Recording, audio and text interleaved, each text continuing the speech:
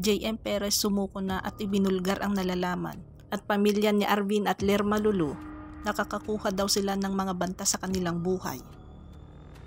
Sinabi ng pamilya ng mag-asawang online seller na sina Arvin at Lerma Lulu na nasawi na nakatanggap sila ng mga banta sa kamatayan.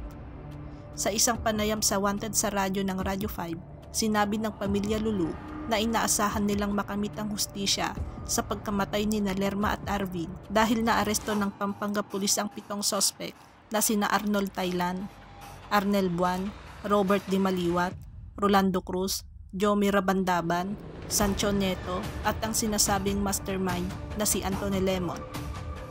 Si Leslie Manabat, kapatid ng biktima, ay humihingi ng proteksyon sa pulisya sa gitna ng mga banta ng kamatayan na kanilang natatanggap kasunod ng patay sa mag-asawang Lulu.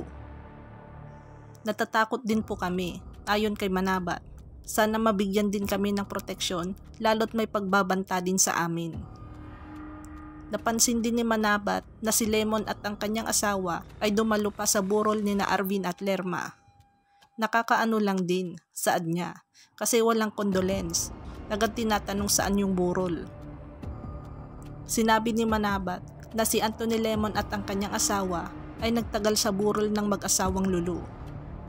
Sina Lerma at Arvin na nagbebenta ng mga produktong pampaganda simula noong 2015 ay nakasakay sa pick-up truck na sasakyan ng tambangan ng 2 sakay na motorsiklo at pinagbabaril sila noong October 4. Si Arvin ay bitil ng 6 na beses at si Lerma ay 3 beses.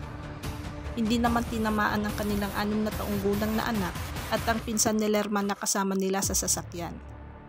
Ayon kay PNP J.D. Maandal, Provincial Director ng Pampanga Police, sinabi ni Anthony na may utang umano siya kina Lerma at Arvin ng 13 million. Binanggit ang posibleng motibo sa patay.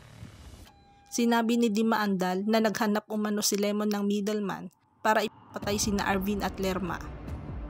Kumuha sila ng gunmen at binayaran sila ng 900,000 para magnakaw ng tseke. Gayon din ang 2 cellphone sa bahay ng mag-asawa. Ang mga suspect ay nakaharap sa double murder.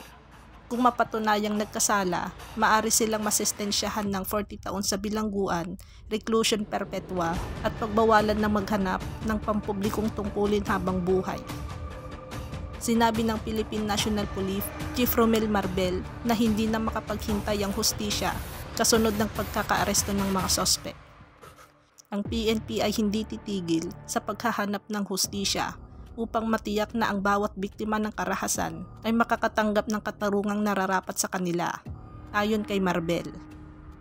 Ang mabilis na pag-aresto sa mga suspect na ito ay isang patunay na aming hindi natitinag na pangako na itaguyod ang panuntunan ng batas at protektahan ang mga inosente.